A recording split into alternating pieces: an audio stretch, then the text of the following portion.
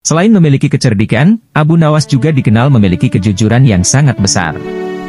Adalah kaum jin yang masih penasaran dan belum percaya akan kejujuran Abu Nawas. Salah satu jin kemudian ingin menguji Abu Nawas.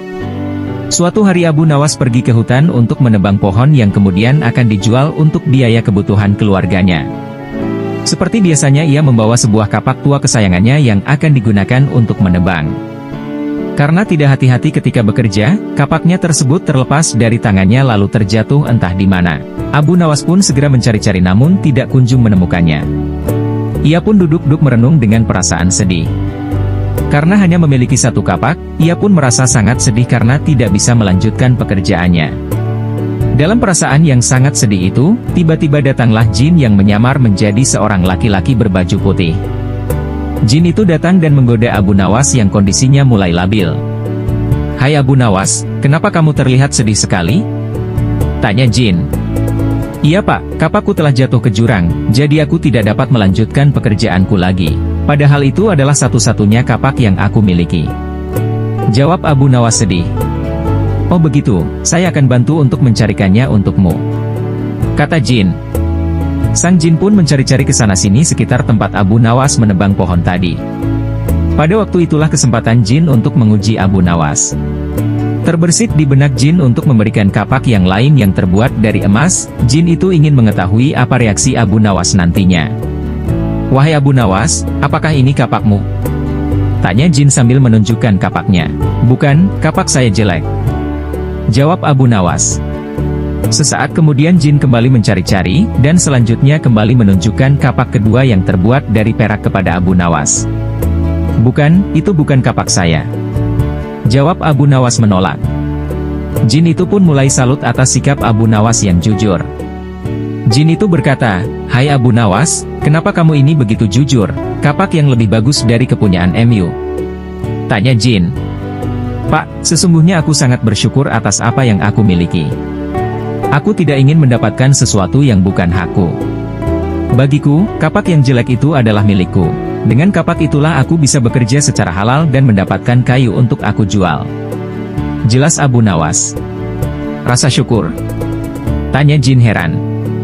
"Ya, karena rasa syukur itulah yang membuatku tidak mau mengambil barang yang bukan menjadi hakku," tegas Abu Nawas. "Wahai Abu Nawas, sesungguhnya kedua kapak emas dan perak ini adalah milikku, tapi karena engkau telah menunjukkan kejujuran MU yang besar kepadaku, maka ketiga kapak ini aku berikan kepadamu," kata jin sambil memberikan kedua kapak beserta kapak Abu Nawas yang telah hilang tadi. Abu Nawas sangat senang dan kembali bersyukur atas rezeki yang telah diterimanya. Jin itu pun pamit pergi meninggalkan Abu Nawas. Pada hari itu, sang raja tiba-tiba merasa rindu untuk bertemu dengan Abu Nawas. Tetapi, sang raja ingin menemui Abu Nawas bukan di istananya melainkan di rumahnya. "Wahai penjaga, hari ini aku ingin pergi ke rumah Abu Nawas dan sekarang ambillah kuda yang terbaik," kata Raja Harun ar-Rasyid.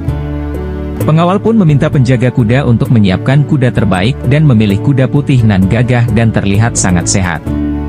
Setelah kuda putih itu siap, raja segera menungganginya.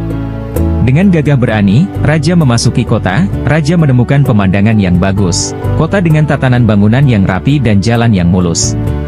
Tak lama kemudian, rombongan raja sudah mendekati rumah Abu Nawas. Namun Abu Nawas sebenarnya sudah tahu akan didatangi raja, infonya didapat dari tetangga. Untuk itu, Abu Nawas keluar menyambut raja. Abu Nawas keluar dengan handuk di kepalanya. Dia duduk di trotoar melihat raja. Sang raja tertarik dengan sosok laki-laki berikat kepala handuk itu dan memerintahkan prajuritnya untuk membawa Abu Nawas kepadanya. "Siapa kamu?" tanya raja. "Aku adalah Dewa Bumi," jawab Abu Nawas dengan tenang. "Ya, karena kamu adalah Dewa Bumi, pasti kamu bisa mengangkat mata prajurit. Jika kamu tidak bisa, kamu akan dipancung," kata raja. "Berarti raja tidak mengerti apa yang aku maksud.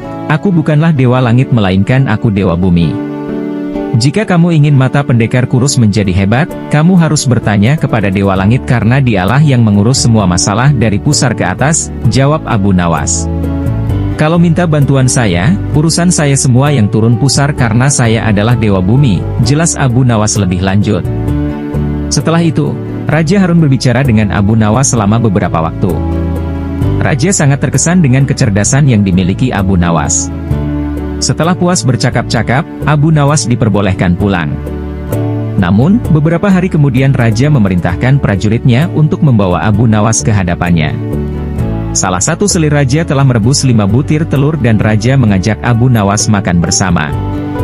"Aku ingin kalian membagi 5 telur dengan adil dan tanpa harus memecahkannya untuk kita bertiga," kata Raja. Tanpa ragu, Abu Nawas mengambil ke-5 butir telur itu dan berkata, "Yang mulia, ini untuk Yang Mulia karena Anda sudah punya 2 butir, saya juga sebutir. Sedangkan yang 3 ini untuk istri Anda, karena dia tidak punya siapa-siapa." Di bawahnya. Sejenak Raja terdiam, sesaat kemudian Raja tertawa terbahak-bahak dan baru mengerti perkataan Abu Nawas itu. Jawaban Abu Nawas pun riang hati sang Raja dan setelah makan telur, Abu Nawas disuruh pulang dan diberi hadiah. Jangan lupa like dan subscribe ya guys.